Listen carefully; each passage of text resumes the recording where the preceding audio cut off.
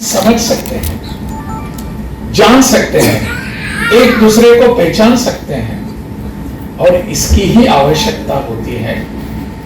हमारे बिहार के बारे में इतिहास का अभी यहाँ विमर्श हुआ, आपके सामने रखा गया कि बिहार कितना समृद्ध था, ऐतिहासिक परंपराएं कैसी हैं, क्या क्या सब यहाँ है। मैंने भी यहाँ आने के बाद यही मैं सुनता रहा,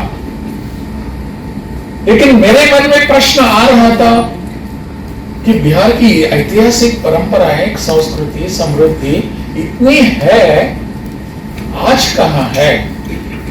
मैं इस विषय में जाना नहीं चाहूंगा, सिर्फ इसका उल्लेख हुआ इसलिए मैं कहता हूं, इसके बारे में सोचने की आवश्यकता थी। खैर, इसको हम छोड़ेंगे, परंतु बिहार समझने के लिए बिहार की परंपरा भी समझने की आवश्यकता है। आज क्या है इसको मैं ध्यान नहीं दूंगा, आज या इस मंच से बोलने का विषय भी नहीं है, परंतु बिहार के आप यहां आए हैं और यहां 3-4 दिन यहां रहने वाले हैं, और रहकर बिहार समझने के एक प्रयास आप करेंगे, प्रयोग करेंगे। समझना चाहिए, जरूर समझना चाहिए। जैसे कि अन्य प्रदेशों में हम जाते हैं तो वहां समझने का हमारा प्रयास होता है। वैसे खान पान क्या है, वहां के रहन सहन का है क्या है, भाषाएं अलग हैं, इसलिए हमको यहां आने की आवश्यकता है।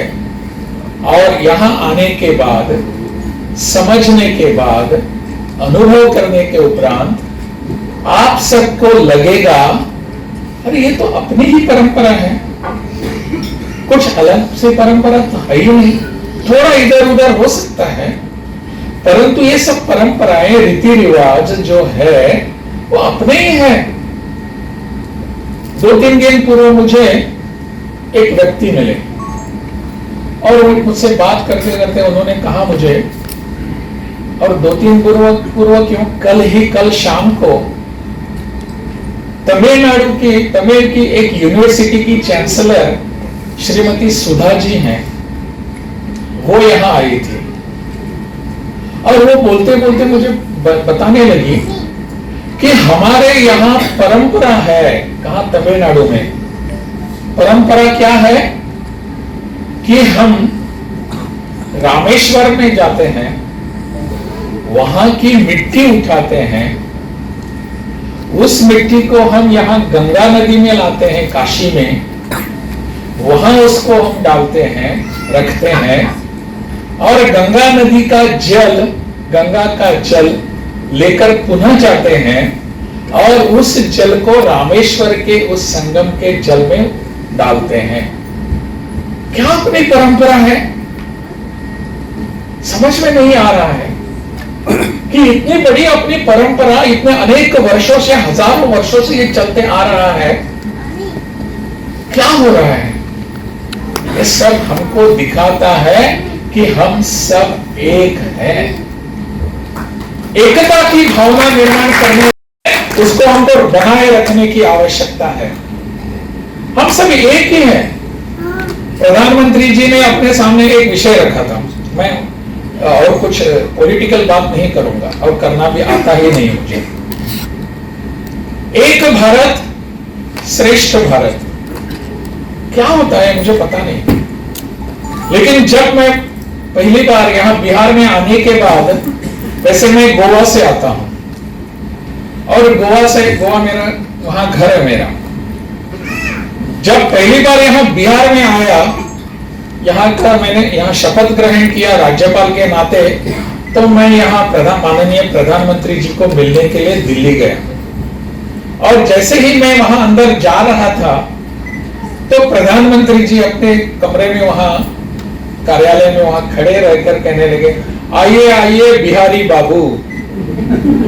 वो जानते थे कि मैं गोवा से हूं, फिर भी उन्होंने मुझे बिहारी बाबू कह के पुकारा।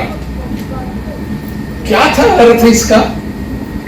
इसका अर्थ यह था कि अभी आप बिहार का दायित्व स्वीकार करके आए हैं, तो बिहारी बनकर ही रहना है वहां जाकर, गोवा वाला बनकर नहीं। यह संदेश वो देना चाहते थे। यह हमारी एकता की भावना है। हमारी एकता की जो भावना है वो हमारे बीच, हमारे अंदर होती ही है। वो नए सिरे से निर्माण करने की जरूरत नहीं है। जब भी अपने देश में कुछ होता है तो हमको लगता है, कश्मीर में जब कुछ होता है तो कन्याकुमारी में बैठे हुए हमारे भाई बहन, उनको चिंता होती है वहां के अपने जवानों पर ऐसी आपत्ति क्या आ गई है, हमको कहीं ना कहीं दर्द होता है। इतना दूर का उदाहरण क्यों दूं मैं? अभी अभी उत्तराखंड में जो एक बात घटी, वहां टनल में अपने कुछ भाई वहां फंसे थे, 41 ऐसे फंसे थे ना, तो हम सबको चिंता हो रही थी क्या होगा उनका। रिश्ते से हमारे कोई लगते भी नहीं है, किसी को हमने देखा नहीं, जाना नहीं, नाम भी नहीं जानते, कहाँ के हैं वो भी नहीं जानते, परंतु 41 हमारे भाई वहां फंसे हुए हैं, उनके बारे में हमारे सब लोगों के मन में एक चिंता थी। वह चिंता जो थी ना, वो एकता का उदाहरण था। हमारा संबंध है, हमारा संकल्प था। इस चिंता को जब हम बाहर लाकर देखते हैं, अरे यही तो हमारे सूत्र है, हम एक हैं। यूथ हॉस्टल एसोसिएशन इसी को उजागर करना चाहता